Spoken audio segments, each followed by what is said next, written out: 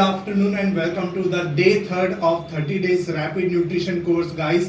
आज का जो कंटेंट एंड एजेंडा हम आपके लिए शेयर करने वाले ये बहुत ही फ्रूटफुल रहेगा बिकॉज आज का जो टॉपिक रहेगा ये बहुत एक्साइटिंग है एंड इस टॉपिक के लिए काफी रिक्वेस्ट हमें मिले थे। सो आज हम फाइनली इसे कवर करेंगे। तो क्विकली हम अपने एम और एजेंडे की तरफ जाएंगे। सो मेक श्योर करिए आप अपना जो पेन एंड डायरी है उसे आप लेके बैठे ताकि की नोट्स आप लिख सके एंड डायरेक्टली अब हम फॉरवर्ड करते हैं अपना कंटेंट स्क्रीन की तरफ। सो आप फोकस कर सकते हैं। आज का जो हमारा एम रहेगा, जो एजेंडा रहेगा, आज हम सीखने वाले हैं मैक्रो एंड माइक्रो न्यूट्रिएंट्स के बारे में। जी हाँ, आपने सही सुना, हम माइक्रो और मैक्रो न्यूट्रिएंट्स के बारे में समझेंगे। इन दोनों में क्या बेसिक फर्क है, इस चीज के बारे में हम जानकारी लेंगे। इसी के साथ हम आगे बढ़ेंगे तो सीखेंगे कि किस तरीके से जो मैक्रो न्यूट्रिएंट का एक मेजर पार्ट है न्यूट्रिएंट जिसे हम कार्बोहाइड्रेट या कार्ब्स बोलते हैं, उसके बारे में हम सीखेंगे।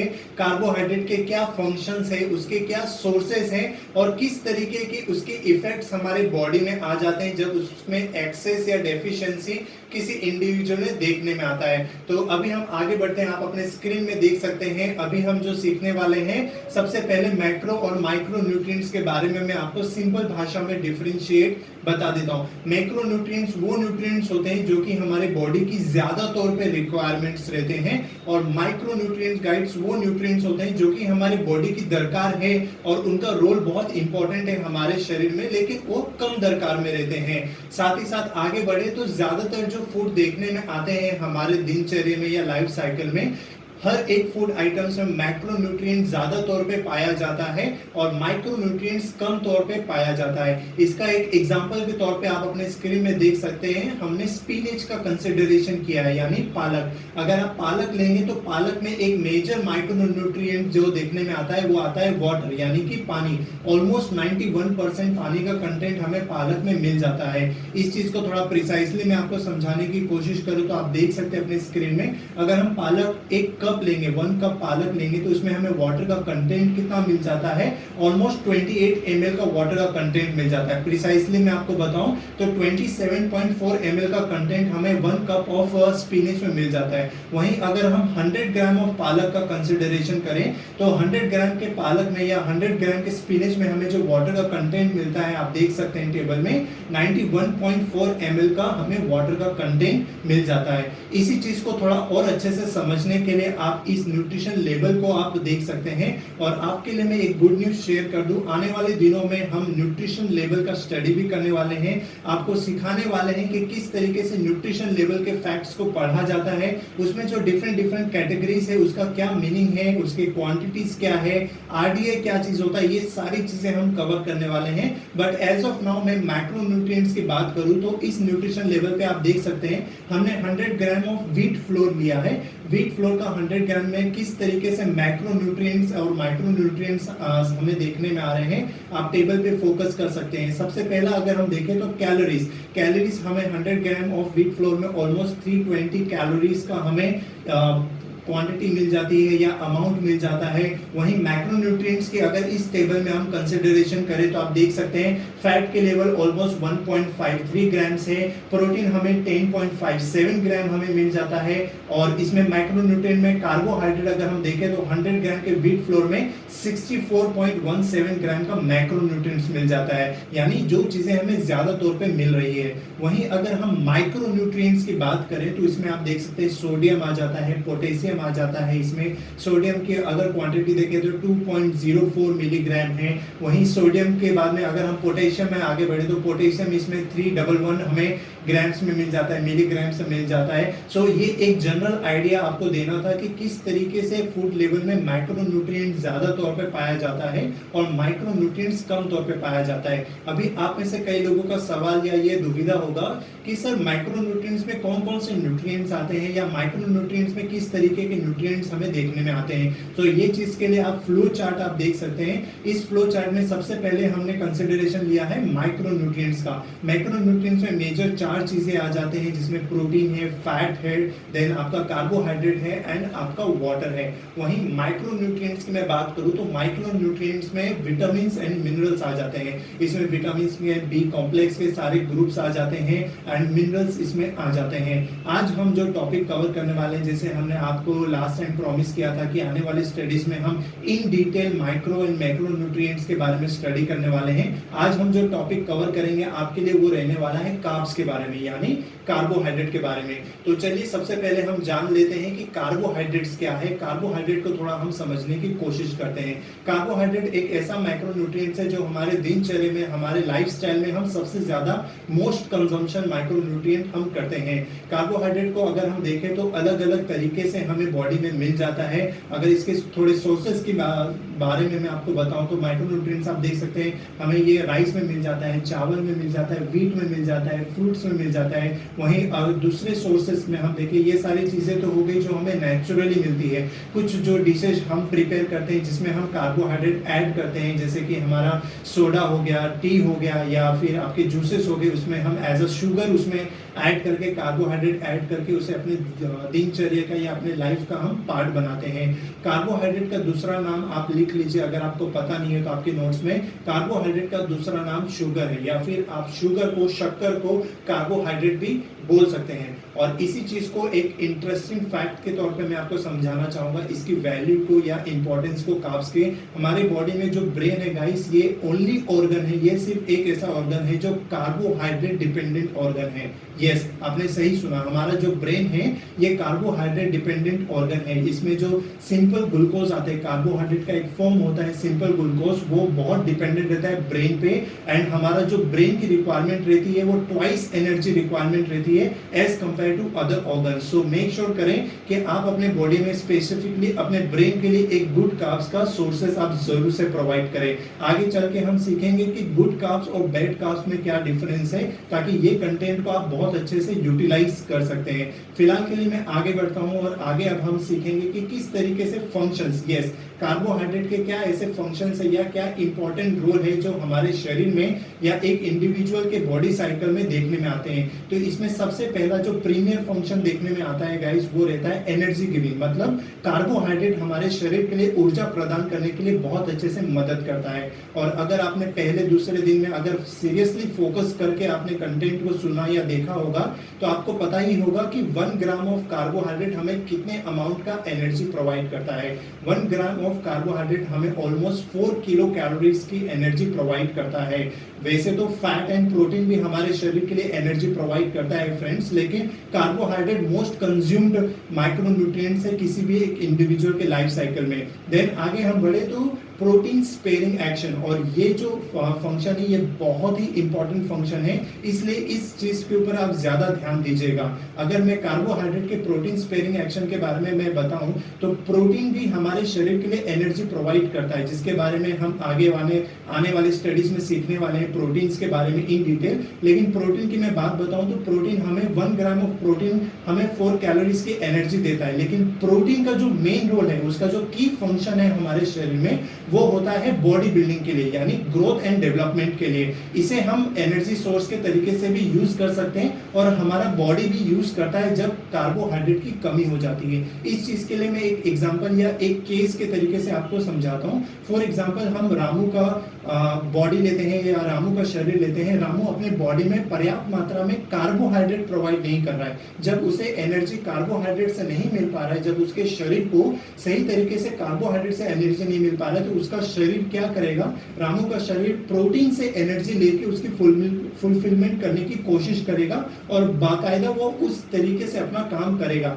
लेकिन इस दौरान क्या होगा, प्रोटीन का जो मेन फंक्शन है जो कि ग्रोथ एंड डेवलपमेंट या बॉडी बिल्डिंग के लिए, फिर वो उस काम के लिए नहीं बचेगा। मतलब वो जो प्रोटीन उसका कंजप्शन उसने किया है ग्रोथ एंड डेवलपमेंट के लिए, वो वेस्ट प्रोडक्ट हो जाएगा, यानी वेस्ट सिनेरियो में चला जाएगा। इसलिए मेक श्योर करना है हमें किसी भी इंडिविजुअल के लिए कि कार्बोहाइड्रेट प्रोटीन स्पेयरिंग एक्शन के तरीके से मदद करे प्रोटीन को, ताकि प्रोटीन अपना काम बखूबी कर सके और कार्बोहाइड्रेट अपना काम बखूबी कर सके। साथ ही साथ अब हम आगे बढ़ेंगे तो आप इस चीज के ऊपर और गौर कर सकते हैं फंक्शंस के ऊपर। अभी जो हम देख सकते हैं कार्बोहाइड्रेट का, वो है फैट यूटिलाइजेशन एक्शन।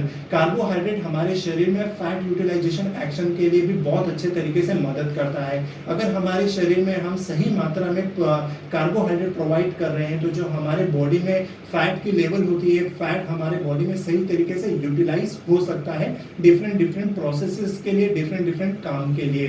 देन आगे हम बढ़े तो डाइजेस्टिव एक्शन, कार्बोहाइड्रेट हमारे बॉडी का डाइजेस्टिव एक्शन भी बहुत अच्छे से परफॉर्म करता है। कुछ अलग अलग तरीके के फॉर्म्स ऑफ कार्बोहाइड्रेट देखने में आते हैं जिसे हम रफेज या फाइबर कहते हैं। हालांकि फाइबर या रफेज से हमारे शरीर को कुछ एनर्जी गिविंग एक्शन नहीं मिलता है, लेकिन ये हमारे बॉडी के लिए बहुत अच्छे से मदद करता है उसके गैस्ट्रो इंटेस्टाइनल ट्रैक्ट को परफॉर्म करने के लिए, उसके फंक्शन को परफॉर्म करने के लिए, बॉडी में बॉवल मूवमेंट सही तरीके से हो सके, इस चीज के लिए रफेज एंड फाइबर बहुत अच्छे तरीके से मदद करता है। साथ ही साथ फाइबर हमें फीलिंग ऑफ फुलनेस देने के लिए भी मदद करता है और ये फाइबर जो हमें पाए जाते हैं, जो ज्यादातर खाने के आइटम्स में देखने में आते हैं, वो रेशेदार आइटम्स में देखने में आते हैं। सो हमें ये मेक श्योर करना है कि ऑल्दो फाइबर या रफेज हमारे बॉडी में एनर्जी गिविंग एक्शन प्रमोट नहीं करता है, लेकिन कॉन्स्टिपेशन से बचाने के लिए हमारी बॉडी का गैस्ट्रोइंटेस्टाइनल ट्रैक्ट को स्मूथली फंक्शन करने के लिए बहुत अच्छे तरीके से मदद करता है ये फॉर्म ऑफ कार्बोहाइड्रेट। सो अब हम आगे बढ़ते हैं कि किस तरीके से कार्बोहाइड्रेट का इफेक्ट हमारे शरीर में देखने में आता है। जब कभी भी कोई भी इंडिविजुअल के शरीर के इंटेक में कार्बोहाइड्रेट या तो एक्सेस में चला जाता है गाइस, या तो वो बॉडी डेफिसिट हो जाता है कार्बोहाइड्रेट के लिए। सबसे पहले हम कंसीडर करते हैं एक्सेस में। जब किसी के शरीर में कार्बोहाइड्रेट ज्यादा तौर पे चला जाता है, उसका इंटेक एक्सेस में हो जाता है, तब शरीर किस तरीके से फंक्शन करता है या क्या देखने में आता है। जब हमारे शरीर में कार्बोहाइड्रेट का इंटेक ज्यादा हो जाता है तो बॉडी उसको फैट के लेवल पे कन्वर्ट कर देता है और फैट के लेवल पे कन्वर्ट होने की वजह से अल्टीमेटली वो जो बॉडी है वो ओवरवेट या ओबेसिटी के कैटेगरी में चला जाता है। इस चीज के लिए आपको ध्यान में रखना है कि काफी लोग ऐसे हैं जो ओवरवेट और ओबेसिटी को, दोनों चीजों को एक ही समझते हैं। आने वाले लेसन्स में या आने वाले टॉपिक्स में हम आपको समझाने वाले, ट्रेन करने वाले हैं कि किस तरीके से ओवरवेट और ओबेसिटी में बहुत बड़ा फर्क है। इस चीज के लिए आपको स्टे ट्यून रहना है। फिलहाल के लिए मैं आपको बताऊं, जब कार्बोहाइड्रेट आगे बढ़ जाता है, हाई लेवल पे चला जाता है इंटेक वाइज, तो बॉडी में फैट का स्टोरेज ज्यादा हो जाता है, जिसकी वजह से बॉडी ओवरवेट के सिनेरियो में चला जाता है और फिर वो इंडिविजुअल का शरीर एक तरीके से इन्विटेशन कार्ड बन जाता है। यस, आपने सही सुना, इन्विटेशन कार्ड। इन्विटेशन कार्ड किस चीज के लिए? लाइफस्टाइल डिजीजेस या लाइफस्टाइल प्रॉब्लम को इनवाइट करने के लिए, जैसे हाइपरटेंशन हो गया, डायबिटीज हो गया, ये सारी चीजों की शिकायतों के लिए उनका बॉडी वो इन्विटेशन कार्ड बन जाता है। तो इस चीज के लिए आपको ये प्रॉमिस मुझे करना है कि आप अपने बॉडी में पर्याप्त मात्रा में बैलेंस वे में कार्बोहाइड्रेट जरूर से प्रोवाइड करेंगे एंड ओवर ईटिंग के तरफ नहीं जाएंगे। अभी फिलहाल के लिए हम आगे बढ़ते हैं गाइस की डेफिशिएंसी में हम देखते हैं कि किस तरीके से अगर कार्बोहाइड्रेट की कमी शरीर में हो जाती है तो फिर क्या शिकायतें या प्रॉब्लम्स देखने में आते हैं। जब किसी भी इंडिविजुअल के बॉडी में कार्बोहाइड्रेट की कमी हो जाती है तो जैसे मैंने आपको पहले ही बताया था, one of the premier function होता है कार्बोहाइड्रेट का एनर्जी गिविंग, यानी कि कार्बोहाइड्रेट की अगर कमी हो गई तो उस शरीर में एनर्जी के लेवल की मात्रा भी कम हो जाएगी, जिसकी वजह से उसका शरीर थकावन महसूस करेगा, वर्क एफिशिएंसी लो हो जाएगी। और यहाँ तक भी स्टडीज एंड रिसर्च में सामने आया है कि जब किसी इंडिविजुअल के शरीर में कार्बोहाइड्रेट की कमी हो जाती है तो उस शरीर का जो सेंट्रल नर्वस सिस्टम है वो भी कम होने लग जाता है, जिसके वजह से work efficiency, full day body का टायर्डनेस और वीकनेस देखने में आता है। इसलिए हमें ये मेक श्योर करना है कि बैलेंस वे में, बैलेंस डाइट के तौर पे हमें कार्बोहाइड्रेट का इंटेक हमेशा करते रहना है। अभी के लिए हम आगे बढ़े तो हम देखेंगे कि किस तरीके से सोर्सेस, ऐसे क्या सोर्सेस है जहां से हमें कार्बोहाइड्रेट मिलते हैं। तो इस चीज के लिए आप अपने स्क्रीन में देख सकते हैं, जो सबसे पहला सोर्स मेंशन किया गया है वो है प्योर कार्बोहाइड्रेट्स, यानी 100% कार्बोहाइड्रेट, जिसमें हमारा जैगरी आ जाता है, गुड़ आ जाता है, शुगर आ जाता है, शक्कर आ जाता है। सो ये क्या है? ये प्योर कार्बोहाइड्रेट्स है। देन हम आगे बढ़े तो रिच सोर्सेस में हमारा पोटैटोस आ गया, स्वीट पोटैटोस आ गया, बीटरूट आ गए, बहुत सारे सोर्सेस है। देन अदर सोर्सेस की हम बात करें तो बनाना आ गया, देन आपका मैंगोस आ गया, ये सारे भी other sources, rich sources of carbohydrates देखने में आते हैं। अभी आप में से कई लोगों का ऐसा सवाल होगा कि सर हमने कार्बोहाइड्रेट का फंक्शन समझा, उसके सोर्सेस देखे, कार्बोहाइड्रेट क्या है ये जाना,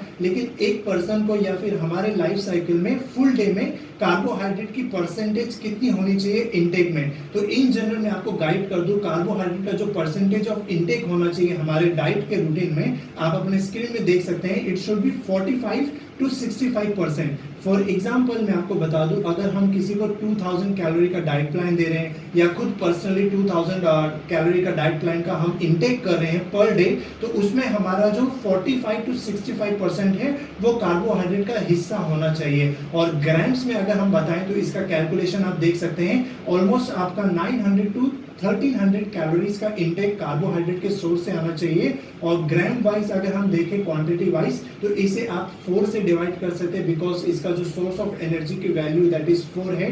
तो 900 को हम डिवाइड करेंगे 4 से एंड 1300 को डिवाइड करेंगे हम 4 से, तो आपका जो अमाउंट निकल के आएगा ग्राम वाइज जो हमें इंटेक करना है वो रहेगा 225 to 325 ग्राम्स को। सो ये केस स्टडी को आप अपने की नोट में जरूर से लिखिए, it will be really helpful. अभी फिलहाल हम आगे बढ़ते हैं, अब हम बताएंगे कि गुड कार्ब्स और बैड कार्ब्स में क्या फर्क है। रिमेंबर मैंने आपको स्टार्टिंग में बताया था कि हमारा जो इंटेक होना चाहिए most of the day it should be good carbohydrate, because ये हमारे बॉडी के लिए अच्छा है। बैड कार्बोहाइड्रेट हमें अलग अलग शिकायतें या अलग अलग प्रॉब्लम्स की तरफ बॉडी को लेने में जा सकता है। सबसे पहले गुड कार्बोहाइड्रेट की मैं आपको बात बता दूं, तो वो सारे फूड आइटम्स या वो सारे खाने के पदार्थ जो भगवान के द्वारा बनाए गए हैं। इसमें क्या क्या आ सकते हैं जो आप अपने चार्ट में देख सकते हैं। गुड कार्बोहाइड्रेट में हमारा स्टार्ची वेज आ सकता है, जैसे मैंने आपको पहले शेयर किया, पोटैटोज हो गए, स्वीट पोटैटोज हो गए, देन बीन्स हो गए, लेंटिल्स हो गए, हमारे होल ग्रेन्स जो है, होल ग्रेन्स की कैटेगरीज के सारे चीजें गुड कार्ब्स के सोर्सेज में आ जाते हैं। देन अब बैड कार्ब्स के बारे में बात करें तो बैड कार्ब्स वो कार्ब्स होते हैं जो इंसान के द्वारा बनाए जाते हैं, जैसे कि सोडास हो गया, कैंडीज हो गया, देन शुगरी आइटम्स हो गए, या फिर जो हम शुगर ऐड करते हैं हमारे डिशेस में ताकि उसका टेस्ट और ज्यादा एनहेंस हो सके। लेकिन वो सारी चीजें क्या करेंगी, अल्टीमेटली हमारे बॉडी में वो बैड कार्ब्स प्रोवाइड करेंगे।